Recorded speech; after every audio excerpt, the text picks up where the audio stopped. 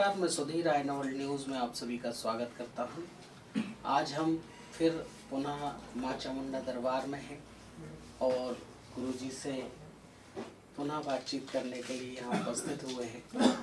और जब हमें ऐसे विचार आते हैं कि समाज में कहीं ना कहीं असामाजिकता चल रही है या कुछ इस तरह के कार्य किए जा रहे हैं जो सही नहीं है, उसके लिए हम लोग जरूर गुरुजी से विचार विमर्श करने आ जाते हैं।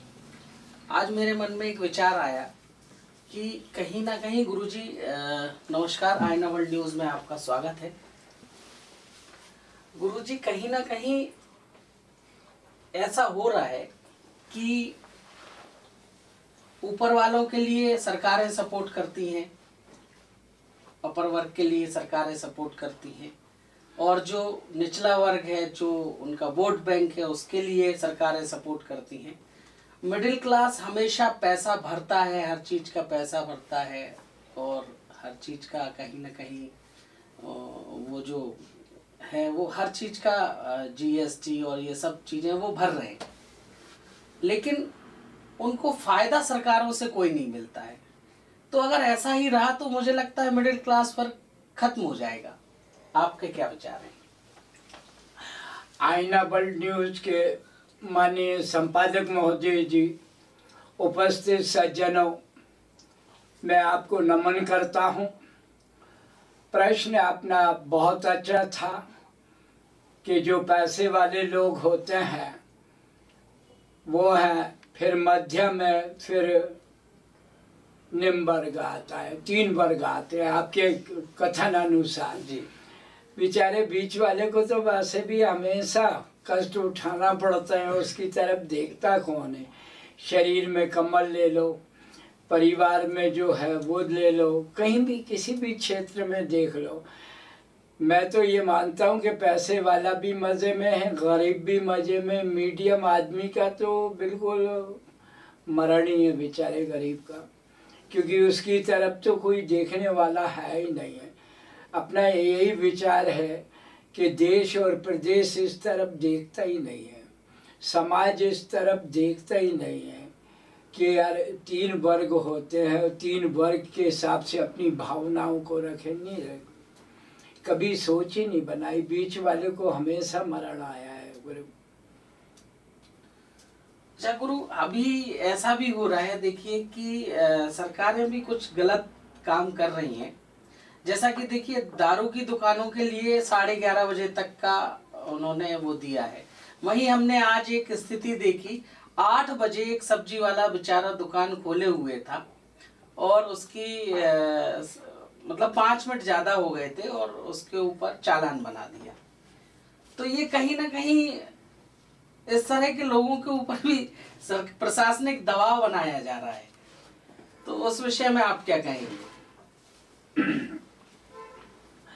आपका प्रश्न तो वही रहा ना साहब के पैसे वाला गरीब और मीडियम मरना है बेचारे को। अब दारू वाला कोई जो है तो वो कम पैसे वाला थोड़ी होता है, चाहे वो ठेकेदार हो। हमें गवर्नमेंट चलाना है और हमें राजस्व चाहिए, तो राजस्व दारू वाला देगा, ठेले वाला गरीब क्या देगा? 2-4 फल दे देगा और क्या करेगा बेचारा। तो उस गरीब के साथ चालान। आप तो एक ठेले वाले की बात कर रहे हो, हमीदिया रोड ठीक 8:15 पे आप निकलो, बेचारे ऐसे घबराए हुए ठेले वाले भग रहे हैं, सिंगाड़े कटे हुए हैं, कई चीज़ें फल रखे हुए हैं, बेचारे ले लेके भगते हैं। एक बाजार जो है आप 11 बजे तक खोल रहे हो, एक 10 बजे बंद करा रहा हो, एक जो है बेचारों को 8 बजे से भगा रहा हो। जो 8 बजे आवश्यकता की चीज़ें उन्हें आप भगा रहे हो, और जो विलासता की चीज़ें उनको कह रहे हैं रुको भैया अभी आप कहाँ जा रहे हो। तो शासन जो चला रहे हैं उनकी राष्ट्रीय भावना अब नहीं रही। पहले राष्ट्र बड़ा होता था, फिर पार्टी बड़ी होती थी, फिर नेता नंबर आता था तीसरे पे, वो अपने आप को सेवक नौकर कहता था कि मैं आपके यहाँ नौकर हूँ। मतदाता को भगवान का रूप मानता था। तो कहने का मतलब यही है कि शासन की तरफ कोई नहीं देखता, अपनी तरफ देखते हैं। राष्ट्रीय भावना समाप्त हो गई। अब नेता पहले नंबर पे है, पार्टी दूसरे नंबर पे है, देश तीसरे नंबर पे है।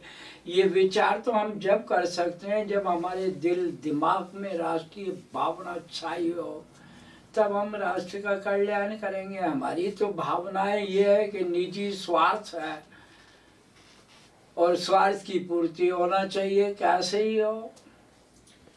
तो मुझे लगता है इसीलिए नेता राष्ट्रीय भावना के नाम पे हिंदू मुस्लिम ज्यादा करने लगे हैं। भाई ये तो राजनीति के तबे पे जब तक धर्म की बात नहीं करेंगे, जाति की बात नहीं करेंगे, तब तक जो है ना राज कैसे करेंगे।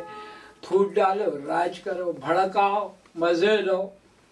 ये उनकी शुरू से राजनीति का पहला है, शाम दंड भेद। किसी भी तरह अपने को कुर्सी चाहिए गुरु। अच्छा, शादियों में भी अब उनने एक वो लगा दिया है कि 200 लोग से ज्यादा नहीं आएंगे किसी भी शादी में। और देखो, हमने देखा है कि मतलब जो पब्लिक प्लेस हैं जो, उन पे तो भीड़ भाड़ लगी हुई है और नेताओं की रैलियों में बहुत ज्यादा भीड़ आ रही है, सब चीज हो रही है। तो फिर सिर्फ शादी के लिए ऐसा क्यों बंदिश लगा रहे हैं?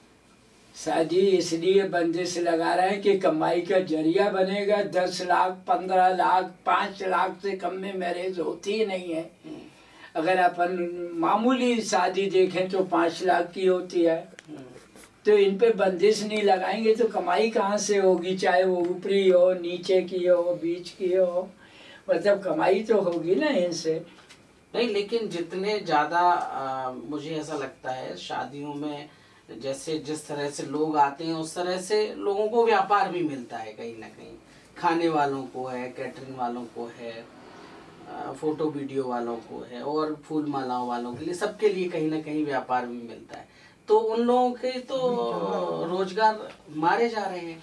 उनको तो बहुत मेरा तो ये मानना है भाई साहब कि चोर के लिए ताले नहीं है, ईमानदार के लिए कोई लिखा पढ़ी का महत्व नहीं है।